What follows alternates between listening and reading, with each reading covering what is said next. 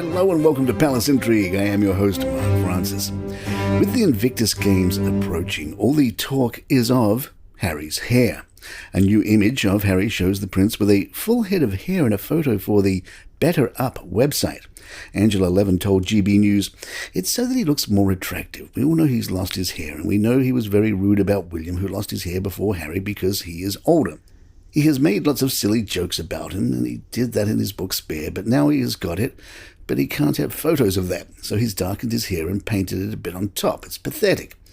Hair expert Dr. Asim Shamalak said the baldness gene is not as strong in Harry as it is in William, but he is still losing his hair quickly. At present, most of Harry's hair loss is around the crown area.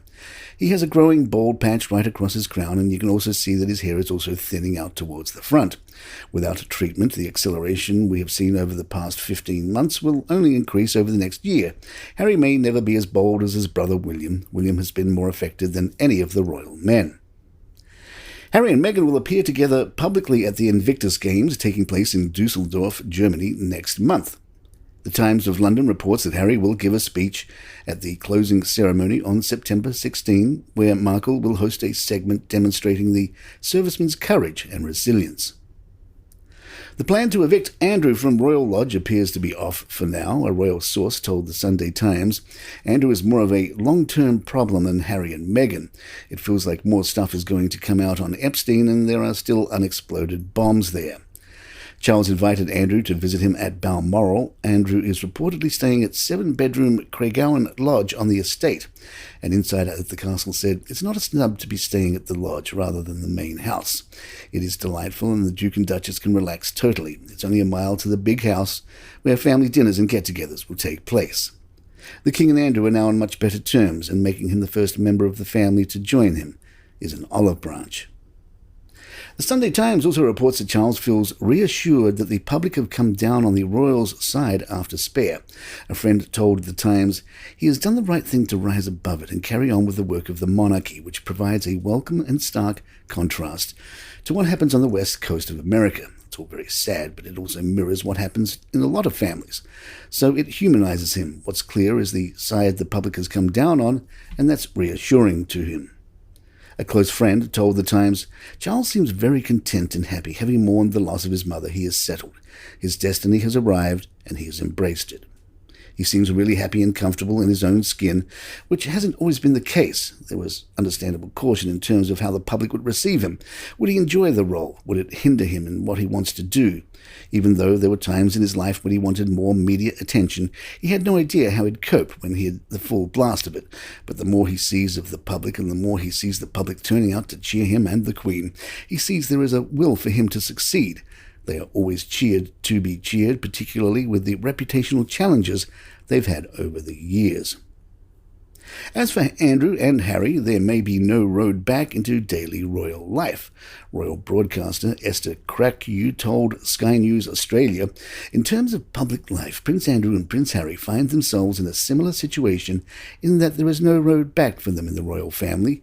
King Charles clearly understands the public and knows the public has no appetite for the likes of the Sussexes or Prince Andrew," she told the outlet. "It would be completely ridiculous if they returned to the royal family. Most people want their titles removed." The Daily Mail reported lawyer Lisa Bloom told the upcoming US documentary Secrets of Prince Andrew that the FBI did not take action over witnesses who could be interviewed about the Duke of York's potential connections to Epstein. Bloom represents 5 of Epstein's victims and told the documentary, "The FBI clearly decided it was not going to go after Prince Andrew," and added she believed the investigation would have proceeded if this was somebody who was not royal. Palace Intrigue will be right back.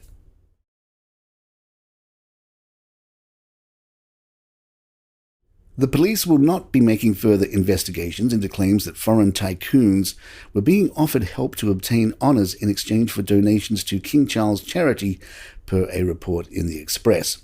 A Buckingham Palace spokesperson said, "We have noted the decision of the Metropolitan Police Service. All other inquiries are a matter for the Prince's Foundation."